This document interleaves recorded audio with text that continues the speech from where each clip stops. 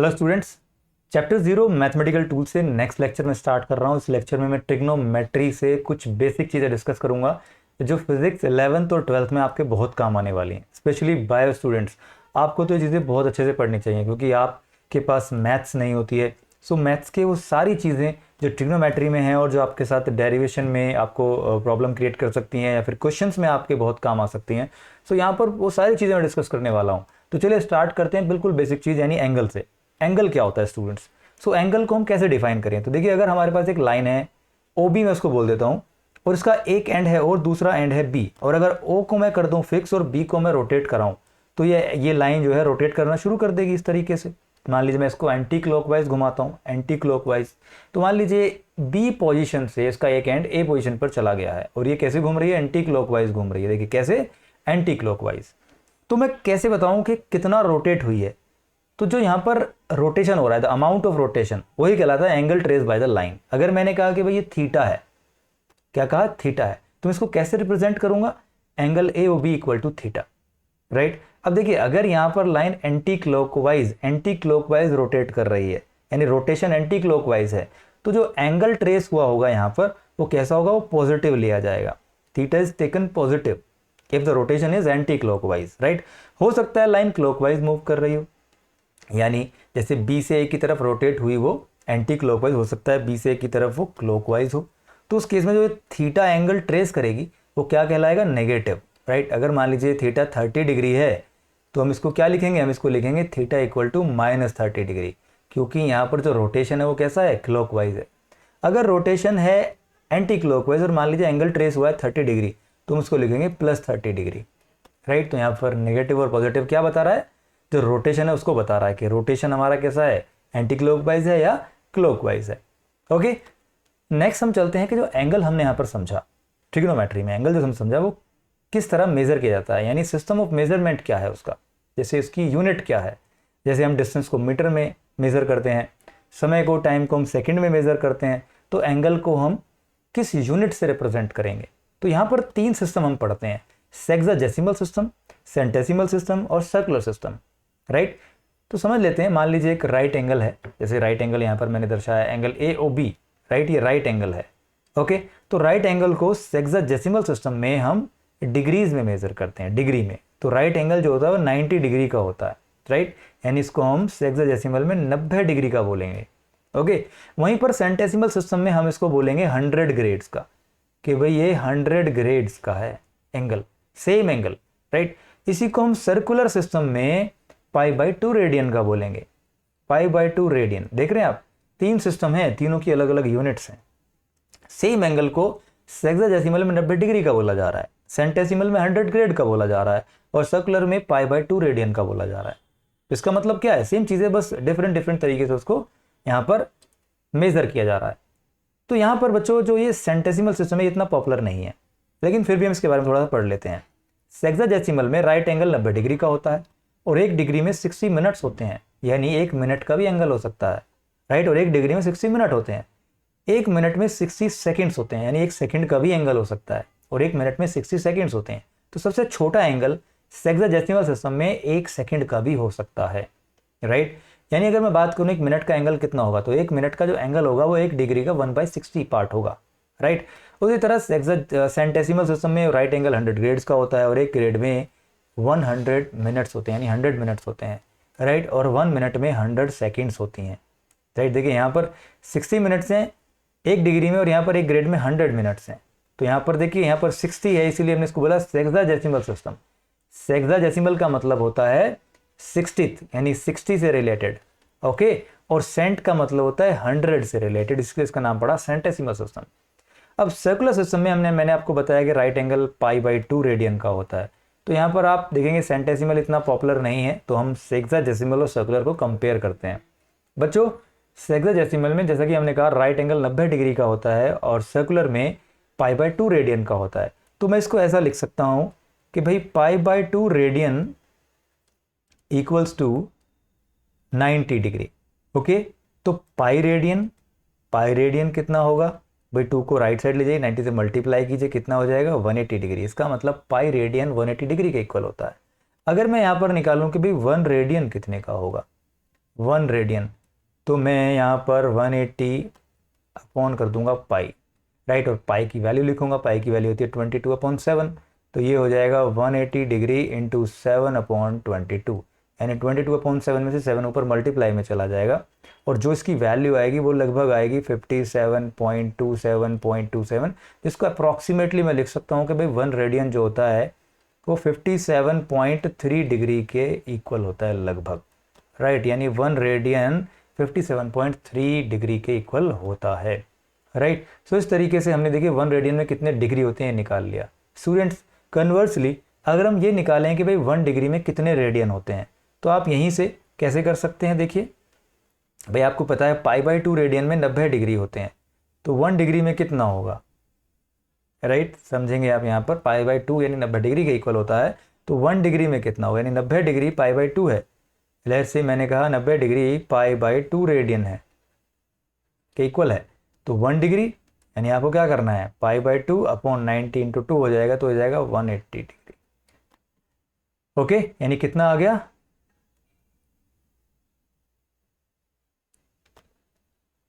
One degree में कितना radian आ गया स्टूडेंट्स, π/180 रेडियन आ गया, कितना आ गया, π/180 रेडियन।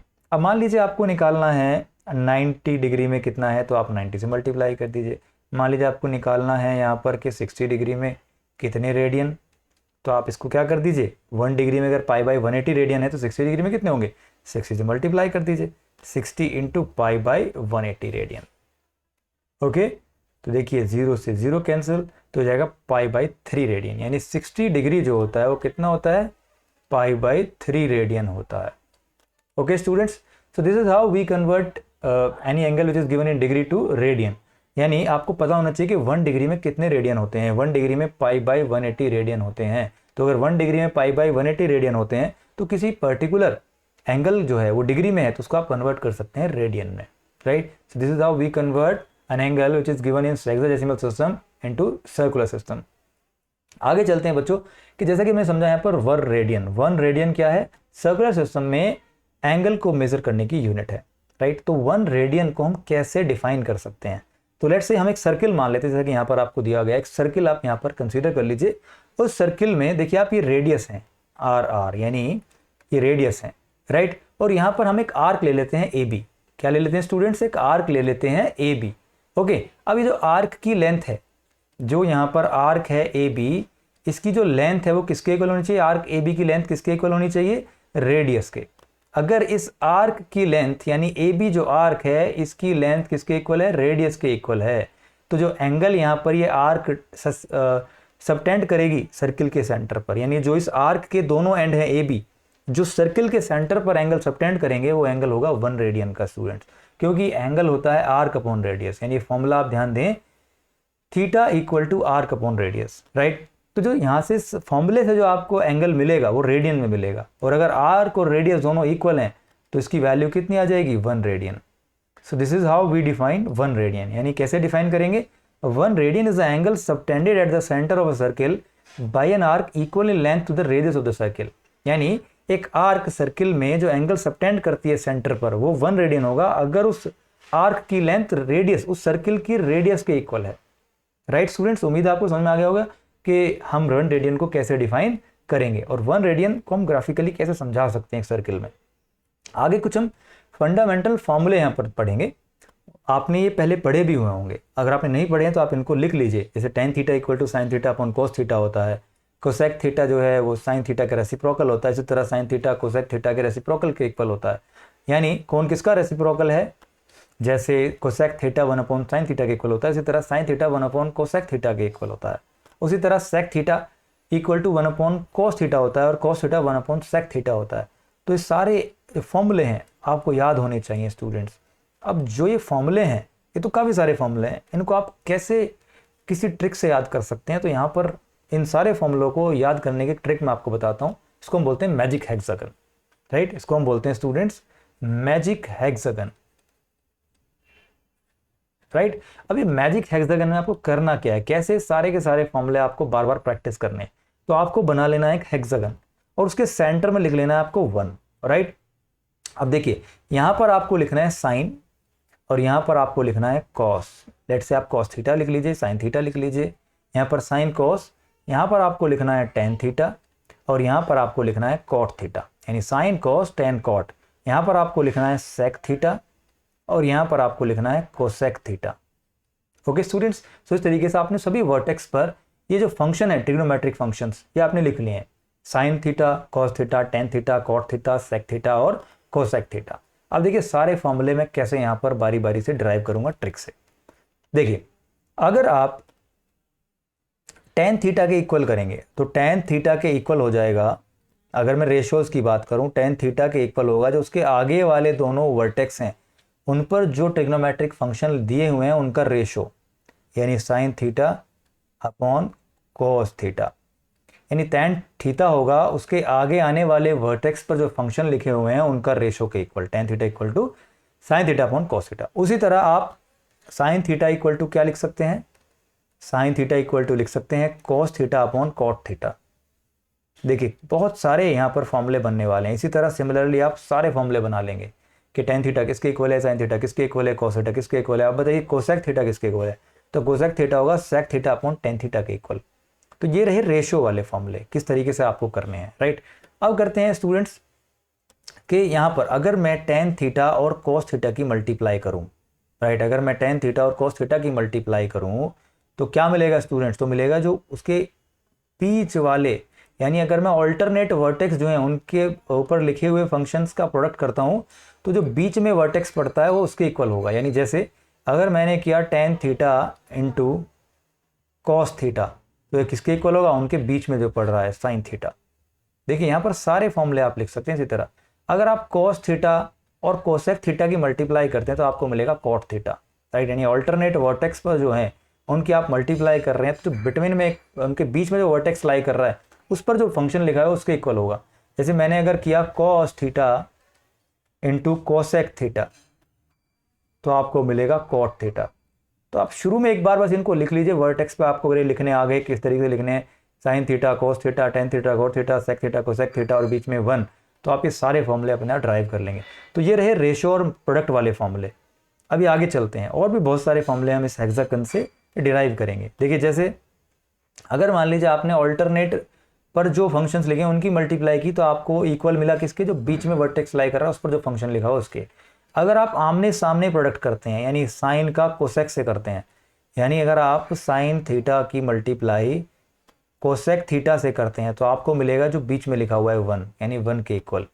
यानी अगर आप आमने सामने जो लिखे हुए हैं उनका प्रोडक्ट करते हैं तो आपको 1 मिलेगा, चाहे आप सेक थीटा का करें कोस थीटा का करें, चाहे आप टेन थीटा और कोट थीटा का प्रोडक्ट करें तो आपको 1 ही मिलेगा। तो इसका मतलब क्या हुआ, जो आमने सामने फंक्शंस लिखे हुए हैं वो एक दूसरे के रेसिप्रोकल के इक्वल है। इसका मतलब अगर साइन थीटा कोसेक थीटा का प्रोडक्ट 1 के इक्वल है, इसका मतलब साइन थीटा क्या हुआ, साइन थीटा हुआ 1 अपॉन कोसेक थीटा के इक्वल, या फिर कोसेक थीटा क्या हुआ 1 अपॉन साइन थीटा के equal. So this is how this hexagon help us to find all this फॉर्मूले। ओके, तो नेक्स्ट चलते हैं।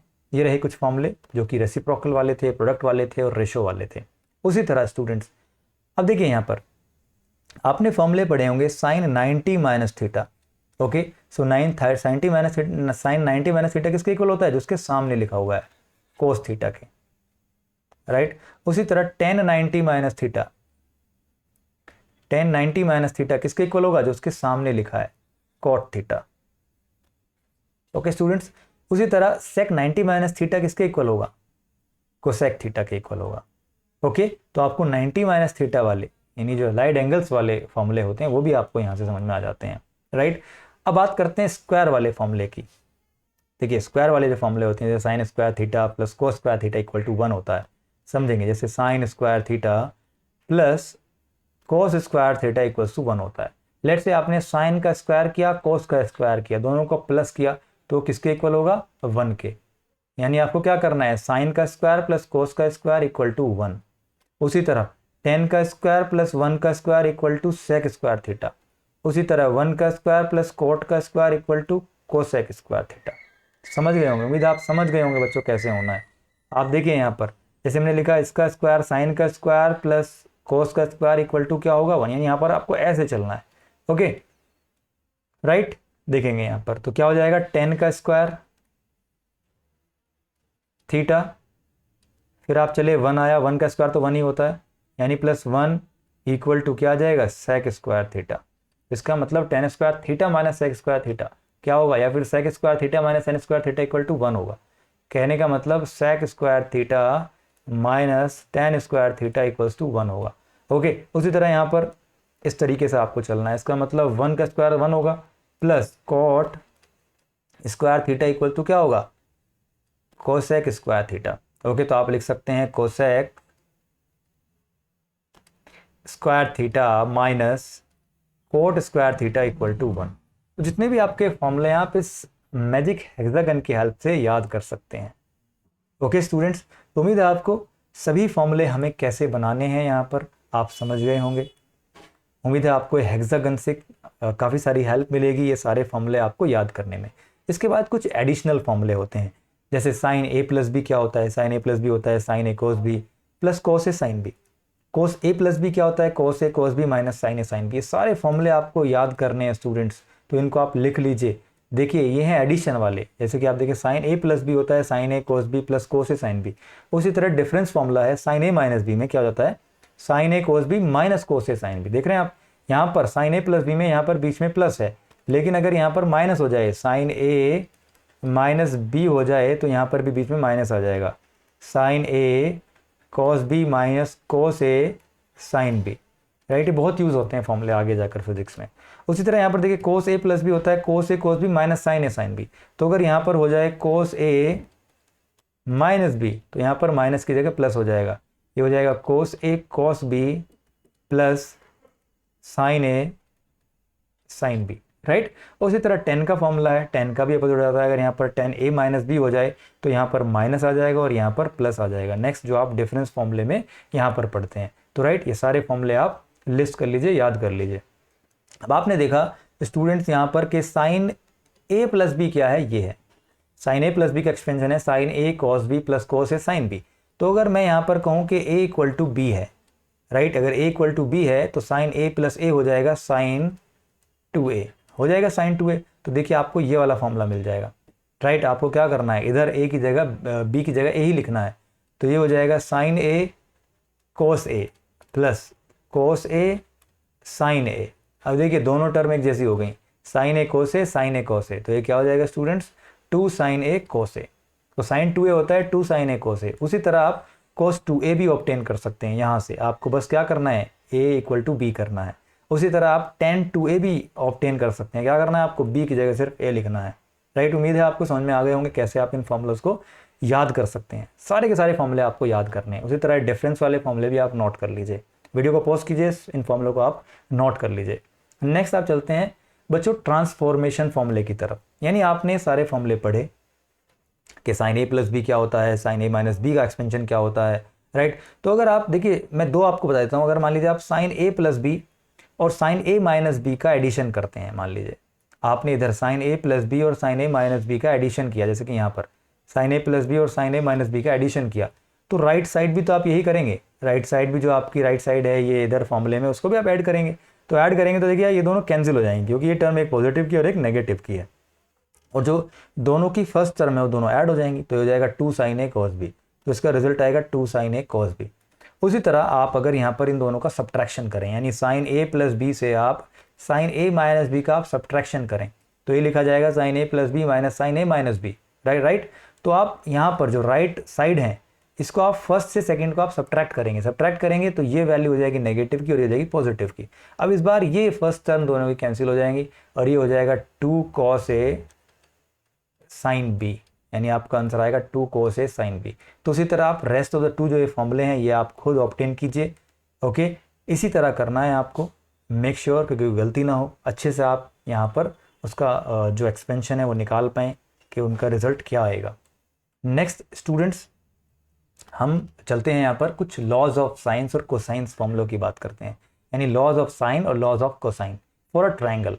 लेट्स से यहाँ पर एक ट्राइंगल है, राइट, और मैंने कहा कि भाई ये एंगल ए है, ये एंगल बी है और ये एंगल स्टूडेंट सी है। ओके, एंगल ए के सामने वाली साइड है स्मॉल ए से मैं इसको बना देता हूँ, बी के सामने स्मॉल बी और एंगल सी के सामने जो साइड है इसको मैं देता हूँ स्मॉल सी।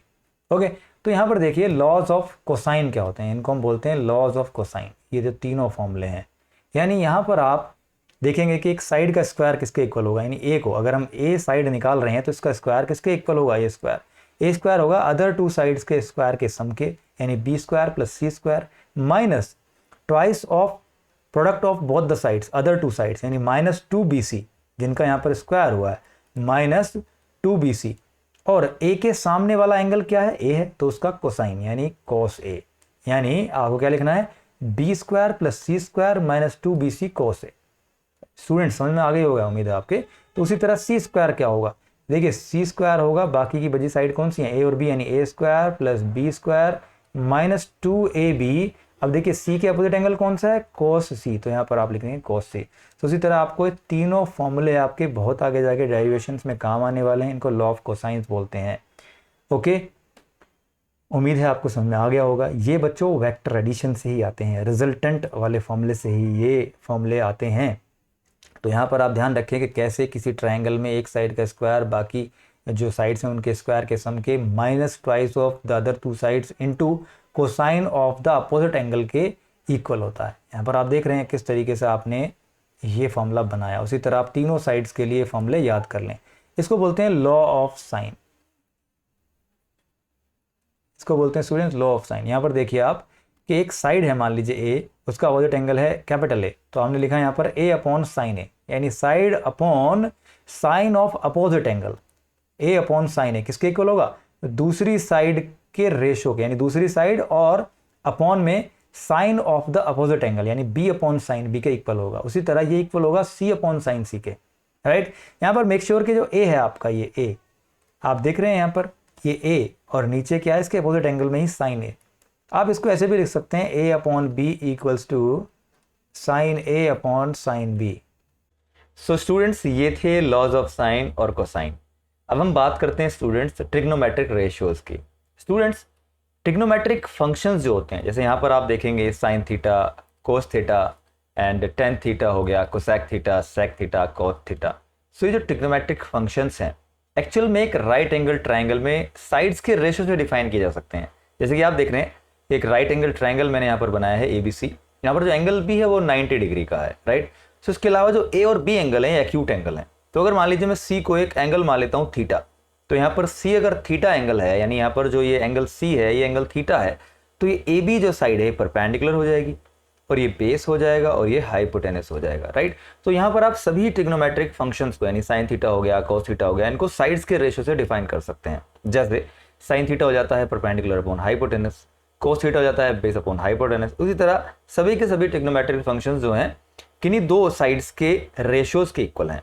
अब देखिए यहाँ पर इन 6 फॉर्मूले को हम कैसे याद कर सकते हैं, इसकी ट्रिक भी है। जैसे आप यहाँ पर देखते हैं कि P B P H H B, यानी हम इसको यहाँ पर ट्रिक बताई जाती है, पंडित बद्री प्रसाद हर हर बोले, इस तरीके से भी बताया जाता है। अलग अलग टेक्निक्स हैं इसको याद करने की। सो P B P H H B इस तरीके से हमें लिख लेना है, राइट। फिर उसके बाद P के ऊपर आप लिखेंगे यहाँ पर साइन थीटा, यहाँ पर लिखेंगे आप कॉस थीटा, फिर यहाँ पर लिखेंगे टेन थीटा, यहाँ पर आप लिखेंगे स्टूडेंट्स कोसेक थीटा, यहाँ पर फिर सेक थीटा एंड यहाँ पर कॉट थीटा।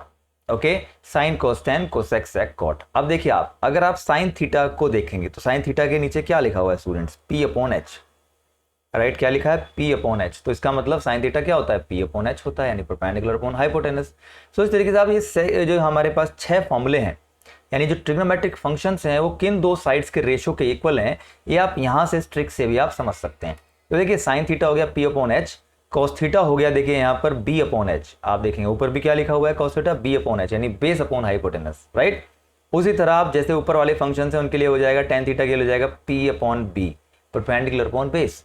उसी तरह जो नीचे लिखे हैं फंक्शंस कोसेक थीटा, तो कोसेक थीटा के लिए क्या हो जाएगा, आप कोसेक थीटा की तरफ से देखिए क्या हो जाएगा H अपॉन P, जैसा कि यहाँ पर आप देख रहे हैं H अपॉन P, राइट। उसी तरह सिमिलरली सेक थीटा के लिए हो जाएगा H अपॉन B, राइट, क्योंकि आप सेक थीटा की तरफ से देखेंगे तो H न्यूमरेटर हो जाएगा और B जो है यहाँ पर बेस हो जाएगा, यानी जो बेस है वो आपका डिनोमिनेटर हो जाएगा, तो H अपॉन B हो जाएगा सेक थीटा के लिए। उसी तरह कॉट थीटा के लिए हो जाएगा B अपॉन P, देखिए यहाँ पर लिखा हुआ है B अपॉन P। सो इस तरीके से आप इस ट्रिक से ये समझ सकते हैं कि कौन सा ट्रिग्नोमेट्रिक फंक्शन किन दो साइड्स के रेशियो के इक्वल है in a right angle triangle, right. तो ये आपके बहुत काम आने वाला है आगे जाकर। कहीं पर भी मान लीजिए किसी डेरिवेशन में या किसी क्वेश्चन में साइन थीटा की वैल्यू अगर आपको नहीं पता है तो आप उस ट्राइंगल में जाकर वहां पर साइड्स के रेशो के इक्वल आप उसको लिखकर क्वेश्चन को सॉल्व कर सकते हैं। आगे देखिए आप यहाँ पर, ये बहुत ही फेमस ट्राइंगल है जो आगे जाके बहुत यूज होने वाला है। कैसे? देखिए, आपको साइन 30 की वैल्यू पता होगी, टेन 30 की वैल्यू पता होगी, कोस 30 की वैल्यू पता होगी, कोस 45 की वैल्यू पता होगी। यानी किसी स्टैंडर्ड एंगल के लिए आपको सभी ट्रिग्नोमेट्रिक रेशियोज की यानी ट्रिग्नोमेट्रिक फंक्शंस की वैल्यू पता होंगी। लेकिन अगर आपसे आपके किसी क्वेश्चन में आपसे कोई पूछे कि भाई साइन 37 की वैल्यू हमें बताइए, साइन 37 डिग्री की वैल्यू हमें आप बताइए, तो कैसे बताएंगे आप? यानी टेन 37 की हमें वैल्यू बताइए, टेन 37 डिग्री की। अब देखिए यहाँ पे 37 डिग्री, 53 डिग्री, जैसे आपसे कोई पूछे कि भाई कॉस 53 की वैल्यू बताइए, तो ये 37 और 53 डिग्री जो है ये बड़ा फेमस है, बहुत क्वेश्चन से पूछा जाता है। तो उसके लिए हमें क्या करना है, अब हम इन 6 फंक्शंस के लिए इनकी वैल्यूज तो याद नहीं कर सकते हैं, तो हमें ये ट्राइंगल याद कर लेना है। इस ट्राइंगल को अब देखिए बड़ा फेमस ट्राइंगल है। तो यहाँ पर आपको क्या करना है, एक ट्राइंगल बनाना है, राइट एंगल ट्राइंगल बनाना है ABC। बी को आप 90 डिग्री मान लीजिए, बी एंगल को, राइट। तो दो एक्यूट एंगल होंगे, अदर टू एक्यूट एंगल्स होंगे, उनमें से आप एक को मान लेंगे 37 डिग्री, दूसरे को मान लेंगे आप 53 डिग्री, राइट। तो आपको 3 एंगल बनाने हैं, 37, 53 और 90, राइट। अब आपको फिर साइड्स लिखनी है, जैसे 3, 4, 5, एक साइड होगी 3, एक होगी 4, एक होगी 5। तो आपको 3 लिखना होगा 37 के आगे। देखिए इस राइट एंगल ट्राइंगल में सबसे छोटा एंगल कौन सा है, 37। तो 37 के आगे आप स्मॉलेस्ट साइड बनाएंगे, यानी 3 बनाएंगे। 53 फिर सेकंड नंबर पर है, उसके आगे आप बनाएंगे 4। 90 के आगे आप लिखेंगे 5, राइट। इस तरीके से आप बना लेंगे। अब देखिए ये जो यहाँ पर ट्रिग्नोमेट्रिक फंक्शंस जो थे साइड्स के रेशियोज के इक्वल थे। अब अगर आपसे कोई पूछे कि साइन 53 की वैल्यू बताइए, राइट, तो साइन थीटा क्या होता है, परपेंडिकुलर अपॉन हाइपोटेनस। तो साइन 53 यानी 53 एंगल के लिए परपेंडिकुलर है 4 और हाइपोटेनस है 5, तो साइन 53 हो गया 4/5। यानी जहां पर भी किसी क्वेश्चन में साइन 53 लिखा है वहां पर आप 4/5 लिखकर सॉल्व कर सकते हैं। अगर आपसे कोई पूछे कि भाई टेन 37 डिग्री की वैल्यू बताइए, तो टेन थीटा क्या होता है, परपेंडिकुलर अपॉन बेस। और 37 के लिए परपेंडिकुलर क्या है, 37 के लिए परपेंडिकुलर है 3 और बेस है 4, तो आप यहां पर लिखेंगे 3/4। तो इस तरीके से आप सभी ट्रिग्नोमेट्रिक फंक्शंस के लिए 37 और 53 के लिए आप उनकी वैल्यूज ऑब्टेन कर सकते हैं। जैसे कि साइन 37 की वैल्यू क्या होगी, साइन 53 डिग्री की वैल्यू क्या होगी, टेन 37 डिग्री की वैल्यू क्या होगी, सेक 37 डिग्री की वैल्यू क्या होगी। तो जस्ट आपको ट्रिग्नोमेट्रिक रेशियोज के फॉर्मूले याद करने हैं, 6 फॉर्मूले याद करने हैं और इस ट्राइंगल को थोड़ा सा याद कर लेना होगा। सो स्टूडेंट्स, आपने 10th लेवल तक ये जो टेबल है ये भी अच्छे से याद कर लिया होगा। यानी इस टेबल के हेल्प से आप ये जान सकते हैं कि भाई साइन 30 की वैल्यू क्या होती है, क्योंकि स्टैंडर्ड एंगल्स हैं। भाई साइन 30 की वैल्यू होती है 1/2। उसी तरह टेन 45 डिग्री की वैल्यू क्या होती है, तो आप यहाँ से देख लेते हैं 1 होती है, राइट। अब ये टेबल याद करने की भी ट्रिक्स होती हैं, तो इस टेबल को तो आप याद कर ही लें, ये बहुत काम आने वाला है। लेकिन सोचिए अगर आपसे कोई अदर स्टैंडर्ड एंगल्स की बात करें, जैसे कि साइन 120 डिग्री की वैल्यू बताइए आप क्या होगी, राइट। या फिर टेन 120 डिग्री की वैल्यू बताइए आप क्या होगी। टेन 120 डिग्री पूछ सकते हैं, कोस 120 डिग्री पूछ सकते हैं, राइट। 135 डिग्री की वैल्यू पूछ सकते हैं कि साइन 135 डिग्री की वैल्यू आप बताइए। सो ऐसे केस में आप क्या करेंगे, यानी आपको 0 से लेकर 90 तो आप याद कर ही लेते हैं, एक जो टेबल है उसको आप याद कर लेते हैं। लेकिन आपसे अगर कोई इस तरह के क्वेश्चंस पूछे या इस तरह की आपकी चीज़ें आ जाएं क्वेश्चन में, या जैसे आने वाली हैं आगे फिजिक्स में 11th और 12th में, तो आप कैसे इस प्रॉब्लम को सॉल्व करेंगे। तो उसके लिए हम यहाँ पर सीखने वाले हैं कि कैसे हम अलाइड एंगल्स के लिए कैसे हम सभी फंक्शंस की वैल्यू जानते हैं। सो स्टूडेंट्स, इस केस में हमें क्या करना होगा, चलिए सीखते हैं। तो थोड़ा सा आपको ध्यान देना है यहाँ पर। सबसे पहले हम क्या करेंगे, जो मैं आपको बताने जा रहा हूँ चीज़ें, कि कैसे हम कैसे हम साइन 120 डिग्री की वैल्यू जानेंगे। तो देखिए स्टार्टिंग में कर रहा हूँ साइन 120 डिग्री से। आप फिर किसी भी एंगल के लिए आप वैल्यू जान लेना, अलाइड एंगल्स के लिए वैल्यू जान लेना। तो सबसे पहले हम क्या करेंगे, हम पेपर पर एक हॉरिजॉन्टल लाइन खींचेंगे जिसको हम एक्स एक्सिस मान सकते हैं। उसके बाद फिर हम एक वर्टिकल लाइन खींचेंगे जिसको हम वाई एक्सिस मान सकते हैं। तो ध्यान से देखेंगे, ये जो 2 लाइन हमने यहाँ पर खींची जो एक दूसरे को इंटरसेक्ट कर रही हैं, ये पेपर को 4 पार्ट्स में यानी 4 पार्ट्स में डिवाइड कर देती हैं, जिन पार्ट्स को हम कहते हैं first quadrant, second quadrant, third quadrant and fourth quadrant. अब स्टूडेंट्स, जो हमने यहाँ पर क्वाड्रेंट माने हैं फर्स्ट, सेकंड, थर्ड, फोर्थ, अब यहाँ पर फर्स्ट क्वाड्रेंट होगा राइट जो अपर हाफ है, यानी जो यहाँ पर 4 पार्ट्स हैं उसमें राइट में जो अपर पार्ट है यही हमारा फर्स्ट क्वाड्रेंट होगा, राइट। इसके इधर आप सेकंड मानेंगे, इसको आप थर्ड मानेंगे, इसको आप फोर्थ मानेंगे। ऐसा नहीं है कि किसी पार्ट को आप फर्स्ट मान सकते हैं, किसी पार्ट को आप सेकंड मान सकते हैं, ठीक है। तो स्टूडेंट्स ये हो गए हमारे 4 पार्ट्स जिनको हमने बोला क्वाड्रेंट्स, राइट। अब देखिए यहाँ पर ये क्वाड्रेंट्स हो गए। तो इन क्वाड्रेंट्स में आपको एक बात ध्यान रखनी है कि जो फर्स्ट क्वाड्रेंट है उसमें all functions, all trigonometric functions positive होते हैं। अभी आप जो मैं बोलता जा रहा हूं आप थोड़ा देर के लिए उन्हें सुनते जाइए, आप थोड़ा ध्यान रखिए मैं क्या बोल रहा हूं। यानी फर्स्ट क्वाड्रेंट में सभी फंक्शंस पॉजिटिव होंगे। सेकंड क्वाड्रेंट में साइन और कोसेक, क्योंकि साइन का रेसिप्रोकल है कोसेक, तो साइन और कोसेक दोनों फंक्शंस यहां पर पॉजिटिव होंगे, रेस्ट ऑल यहां पर नेगेटिव होंगे स्टूडेंट्स। यानी साइन और कोसेक पॉजिटिव होंगे, बाकी सारे फंक्शंस यहां पर नेगेटिव होंगे। थर्ड क्वाड्रेंट में टेन और कॉट ये पॉजिटिव होंगे, बाकी सारे नेगेटिव होंगे, तो ये दोनों जो है यहां पर पॉजिटिव होने वाले हैं, राइट। और फोर्थ क्वाड्रेंट में कोस और सेक ये दोनों पॉजिटिव होंगे, रेस्ट ऑल नेगेटिव होंगे, राइट। जो मैं बोल रहा हूं ध्यान रखें, पहले हमने एक हॉरिजॉन्टल लाइन खींची, फिर वर्टिकल खींची, यानी हमने 4 क्वाड्रेंट्स यहां पर बनाए, फर्स्ट सेकंड थर्ड फोर्थ। फिर उसके बाद हमने कहा फर्स्ट क्वाड्रेंट में ऑल ट्रिग्नोमेट्रिक फंक्शंस पॉजिटिव हैं, सेकंड में साइन और कोसेक पॉजिटिव है, रेस्ट ऑल नेगेटिव है। थर्ड में टेन और कॉट पॉजिटिव है, रेस्ट ऑल नेगेटिव है, यानी बाकी ऑल और जो अदर हमारे फंक्शंस हैं सभी नेगेटिव हैं। फोर्थ क्वाड्रेंट में कॉस और सेक पॉजिटिव हैं, बाकी सारे नेगेटिव होंगे, राइट।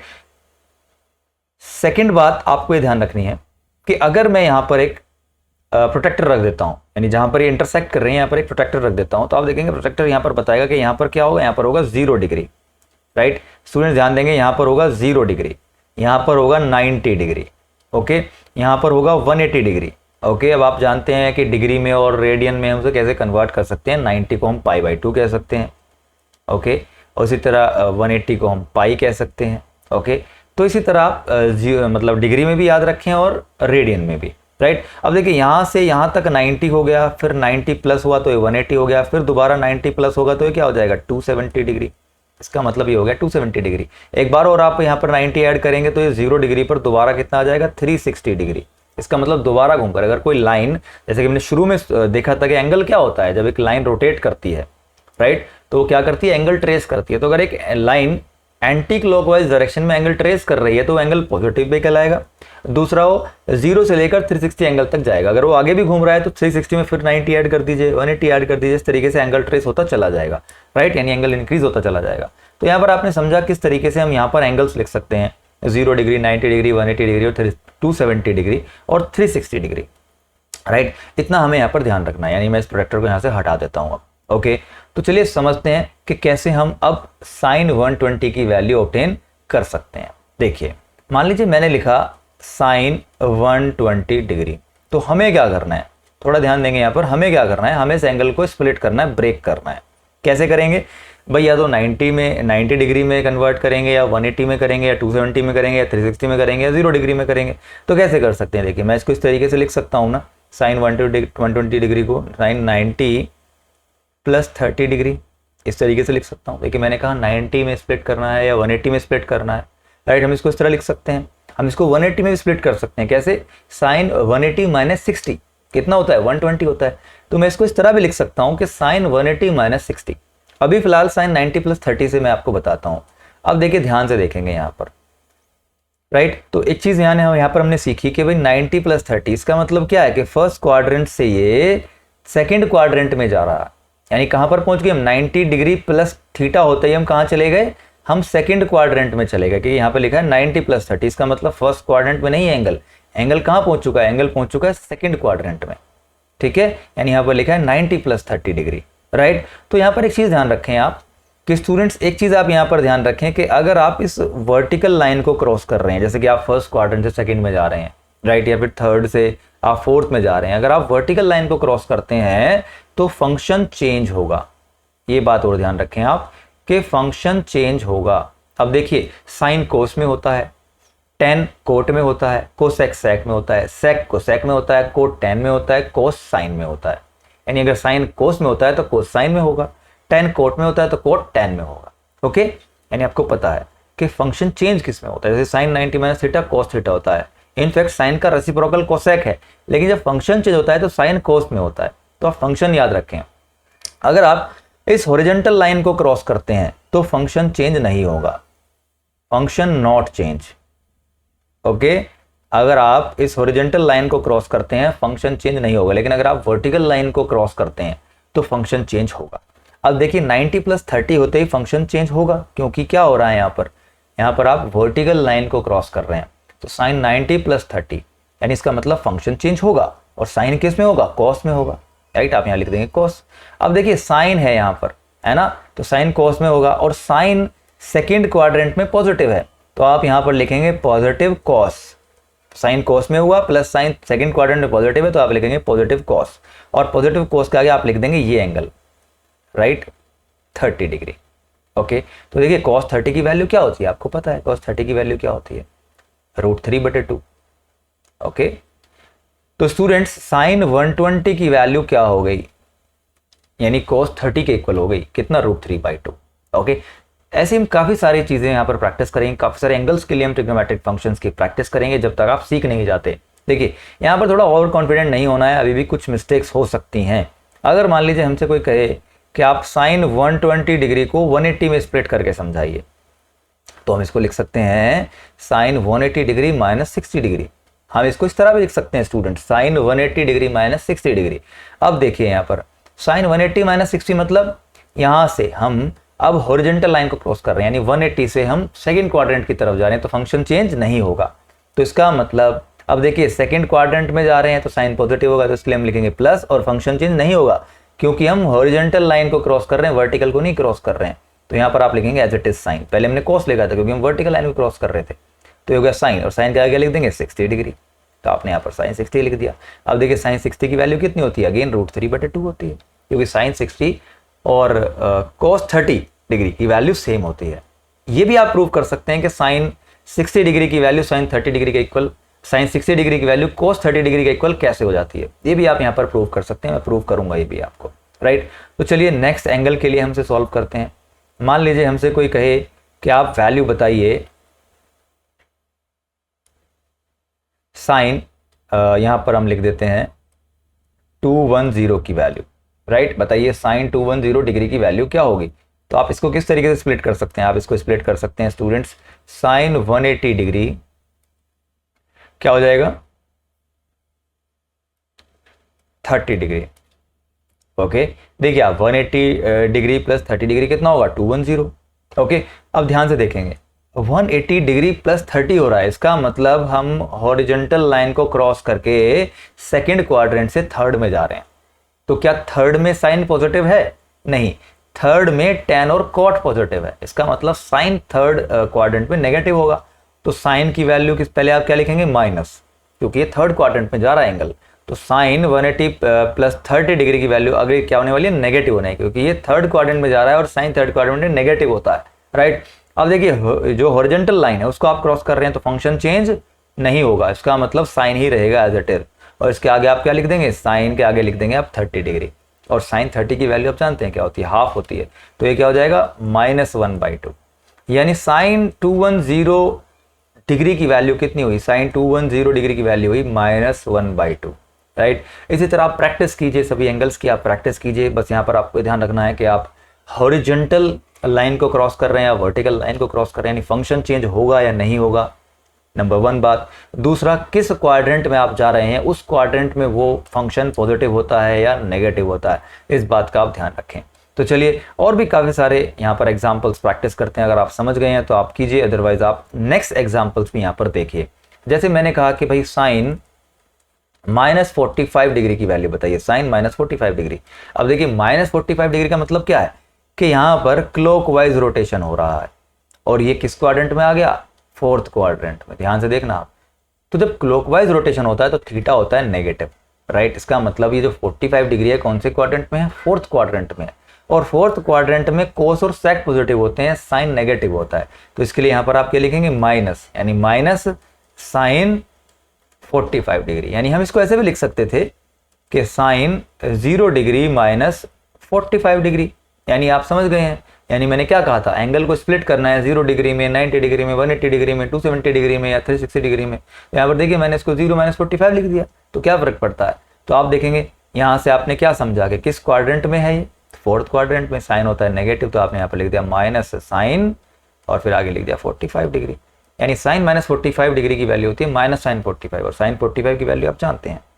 ओके, तो उम्मीद है आप समझ गए होंगे कि कैसे आपको ये करना है, राइट। नेक्स्ट हम एग्जांपल लेते हैं कोस माइनस 45 का, यानी हो सकता है कि साइन 45 ना होकर यहाँ पर है कोस माइनस 45, राइट। कितना? Cos minus 45 degree. तो देखिए इसको मैं कैसे स्प्लिट कर सकता हूँ, इसको मैं लिख सकता हूँ कोस 0 डिग्री माइनस 45 डिग्री। अब देखिए किस में है एंगल? फोर्थ क्वाड्रेंट में। कोस होता है पॉजिटिव, तो यहाँ पर आप लिखेंगे प्लस कॉस 45। इसका मतलब कि माइनस में अगर एंगल है तो कोस में माइनस साइन एब्जॉर्ब हो जाता है, यानी कोस माइनस 45 डिग्री को आप कॉस 45 डिग्री बोलेंगे। ओके स्टूडेंट्स, तो फोर्थ क्वाड्रेंट में जब भी नेगेटिव एंगल हो, ओके, तो नेगेटिव एंगल्स के लिए, अलाइड एंगल्स के लिए कोस माइनस थीटा, यानी आप इसे लिख सकते हैं इस तरीके से, cos minus theta cos theta के इक्वल होता है, राइट।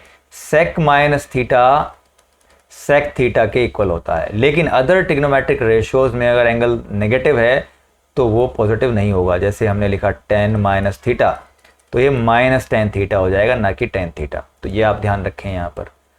बच्चों उम्मीद है आपको सब समझ में आ रहा होगा कि कैसे आपने ये करना है, राइट। नेक्स्ट एग्जाम्पल लेते हैं स्टूडेंट्स। तो आपको मैंने समझाया कि आप 180 डिग्री माइनस थीटा करके भी ले सकते हैं, 90 डिग्री प्लस थीटा करके भी क्वेश्चन को सॉल्व कर सकते हैं। उसी तरह आप 180 डिग्री प्लस थीटा करके भी सॉल्व कर सकते हैं, 270 डिग्री माइनस थीटा करके भी सॉल्व कर सकते हैं। मान लीजिए यहां पर मैंने एक एग्जांपल लिया अभी कि भाई आप बताइए कोस 210 डिग्री की वैल्यू क्या होगी। तो इसे आप कैसे स्प्लिट कर सकते हैं? इसको आप लिख सकते हैं कोस 270 डिग्री माइनस 60 डिग्री। अब देखिए 270 में से 60 आप सब्ट्रैक्ट करेंगे तो 210 आएगा। अब देखिए यहाँ पर 270 माइनस 60, इसका मतलब आप वर्टिकल लाइन को क्रॉस कर रहे हैं, यानी 270 से आप थर्ड क्वाड्रेंट में जा रहे हैं। तो आप जाहिर सी बात है जो वर्टिकल लाइन उसको क्रॉस कर रहे हैं, इसका मतलब फंक्शन चेंज होगा। तो फंक्शन चेंज हो रहा है, इसका मतलब कॉस किस में होगा? साइन में कन्वर्ट होगा। कॉस साइन में होता है, साइन कॉस में होता है। अब थर्ड क्वाड्रेंट में कोस नेगेटिव है, क्योंकि थर्ड क्वाड्रेंट में टेन और कॉट पॉजिटिव होते हैं, अदर ट्रिग्नोमेट्रिक रेशियोज जो हैं हमारी वो नेगेटिव होती हैं। तो यहाँ पर आप लगाएंगे पहले नेगेटिव, और फंक्शन चेंज होगा तो ये हो जाएगा साइन, और यहाँ पर 60 डिग्री आ जाएगा। इसका मतलब cos 210 डिग्री की वैल्यू होती है माइनस साइन 60 डिग्री, राइट। और साइन 60 की वैल्यू आपको पता है कितनी होती है? √3/2। तो हो जाएगा माइनस √3/2। तो आपने जान लिया कि भाई cos 210 डिग्री की वैल्यू क्या होती है? माइनस √3/2। तो उम्मीद है आपको आने वाले जो क्वेश्चन हैं फिजिक्स में, जिसमें आपको इन सभी एंगल्स की वैल्यू जाननी होगी, तो अलाइड एंगल्स की वैल्यू जाननी होगी, यानी trigonometric ratios of allied angles की वैल्यू आपको जाननी होगी। तो आप किस तरीके से इस ट्रिक की मदद से आप इनकी वैल्यूज जान सकेंगे, राइट स्टूडेंट्स। तो एक दो क्वेश्चंस और प्रैक्टिस करते हैं। जैसे यहां पर आपसे कोई पूछे कि बताइए tan 300 डिग्री की वैल्यू क्या होगी? tan 300 डिग्री, तो देखिए tan 300 को हम कैसे स्प्लिट कर सकते हैं? हम लिख सकते हैं ना tan 270 प्लस 30 डिग्री लिख सकते हैं ना स्टूडेंट्स, क्योंकि 270 प्लस 30 कितना होता है? 300 होता है। अब देखिए हम वर्टिकल लाइन को क्रॉस करके थर्ड क्वाड्रेंट से फोर्थ क्वाड्रेंट में जा रहे हैं। 270 प्लस थीटा हो रहा है, इसका मतलब हम फोर्थ क्वाड्रेंट में जा रहे हैं, और फोर्थ क्वाड्रेंट में 10 नेगेटिव होता है। फोर्थ क्वाड्रेंट में सिर्फ और सिर्फ कोस और सेक पॉजिटिव होते हैं, अदर सब नेगेटिव होते हैं। तो 10 के आगे वाली जो लाइन है उसमें आप सबसे पहले लगाएंगे माइनस साइन, क्योंकि 10 वहां पर फोर्थ क्वाड्रेंट में नेगेटिव है। अब देखिए वर्टिकल लाइन को क्रॉस कर रहे हैं तो फंक्शन चेंज होगा। अब 10 किस में होगा स्टूडेंट्स? जल्दी बताइए 10 किस में होगा? 10 होगा कॉट में। ओके, 10 किस में होगा? कॉट में होगा। तो यहाँ पर आप लिखेंगे कॉट, ओके, और आगे क्या लिखेंगे? 30 डिग्री। तो उम्मीद आप समझ गए होंगे कि tan 300 यानी 300 डिग्री की वैल्यू किसके इक्वल होगी? Minus cot 30। यानी अगर आपको कॉट 30 की वैल्यू पता है, जो कि आप स्टैंडर्ड एंगल्स के लिए एक ऑलरेडी टेबल याद कर चुके हैं 10th लेवल पर, उसी की वैल्यू का नेगेटिव हो जाएगा। तो उम्मीद है आपको समझ में आ गया होगा कि किसी ट्रिग्नोमेट्रिक रेशियोज की फॉर अलाइड एंगल्स आप वैल्यू कैसे ऑब्टेन करेंगे।